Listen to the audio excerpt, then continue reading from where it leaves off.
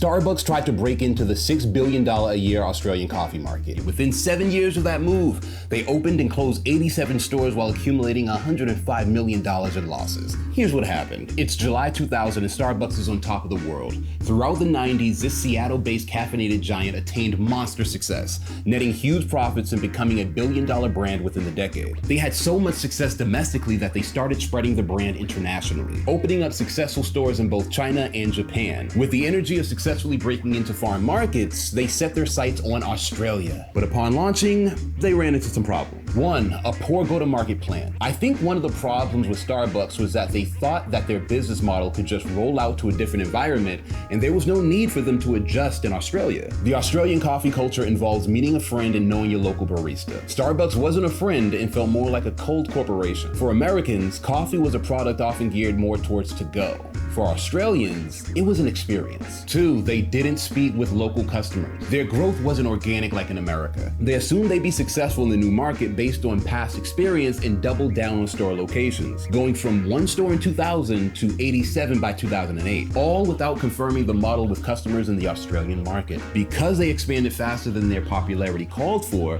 they didn't give Australian customers the much needed chance to become familiar with the brand. Number 3, the product didn't align with customer expectations. Australia has been steeped in coffee culture since the early 1900s when Italian immigrants arrived after World War II. They helped develop the coffee scene that many now regard as one of the best in the world. With this came a specific palate. They have a taste for a long black or flat white coffee. Starbucks' sugary frap and macchiato drink options were not a hit. Customers demanded a higher quality than what was being served. Number 4, pricing made the product unattainable in the market. Starbucks charged more than local cafes. As it turned out, customers decided to pay less for coffee they liked from a local barista they trusted. So what can we learn from all this? Conduct thorough market research. Starbucks obviously conducted research before aggressively expanding into Australia, but without regular testing, it led to high prices, no emphasis on the local taste, and the company failed to thoroughly understand the most crucial concept of a business: the customers. By doing market research, I'm talking about customer surveys, focus groups, and SWOT analysis, you can get a complete understanding of the market you're trying to break into before you break into it. But remember, test regularly. Don't just let it inform your pre-launch. Let the data you continue to collect inform your post-launch as well. By continuing to test regularly, you can be made aware of what trends and issues may be developing after launch. Download our offer right now to get started. It includes free templates that you can use to start figuring out exactly what your customer wants. In terms of Starbucks in Australia today, since the failure, they've slowed their approach and decided to pivot strategy. They now focus on appealing more to tourists who already know and love the brand rather than Australians who are turned off by it. They currently have 58 locations. As always, if you like what you heard and you want to hear more, comment, like, and subscribe to hear more.